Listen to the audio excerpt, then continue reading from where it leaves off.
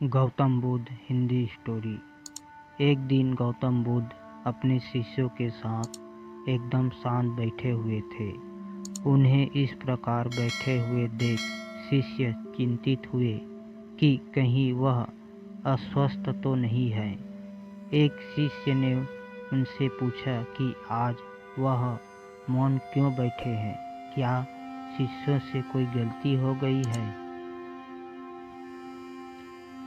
इसी बीच एक अन्य शिष्य ने पूछा कि क्या वह अस्वस्थ है, पर बुद्ध मौन रहे। तभी कुछ दूर खड़ा व्यक्ति जोर से चिल्लाया, आज मुझे सभा में बैठने की अनुमति क्यों नहीं दी गई है। बुद्ध आंखें बंद करके ध्यान मग्न हो गए।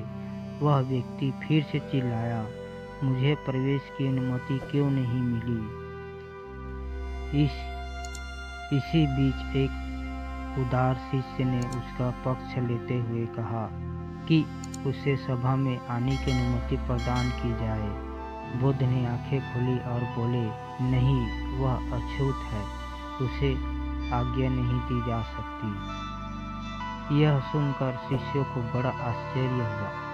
बुद्ध उनके मन का भाव समझ गए और बोले, हाँ, वह अछूत है।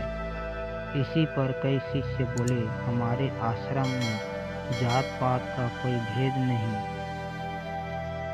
फिर वह अछूत कैसे हो गया।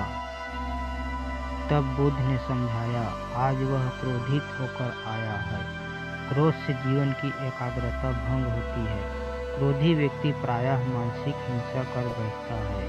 इसलिए जब तक वह क्रोध में रहता है तब तक अछूत होता है।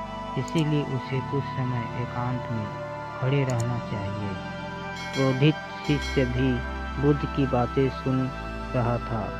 पश्चाताप की अग्नि में तप कर वह समझ चुका था कि अहिंसा ही मनुष्य का महान कर्तव्य व परम धर्म है। वह बुद्ध के चरणों में गिर पड़ा और कभी क्रोध न करने का प्रण लिया। आशा यह है कि क्रोध के कारण व्यक्ति अनर्थ कर बैठता है और पश्चाताप उसे बाद में होता है, जिसका कोई लाभ नहीं मिलता। इसलिए हमें क्रोध नहीं करना चाहिए। असल मायने में क्रोधी व्यक्ति अछूत हो जाता है और उसे अकेला छोड़ देना चाहिए। क्रोध करने से तन, मन और धन तीनों ही हानि होती है। क्रोध से ज़्यादा हानिकारक कोई और वस्तु नहीं है। तो दोस्तों, वीडियो अच्छी लगे तो लाइक कीजिए, चैनल पर पहली बार आए हैं तो सब्सक्राइब कीजिए और अपने दोस्तों के साथ शेयर कीजिए। फिर मिलते हैं नेक्स्ट वीडियो में।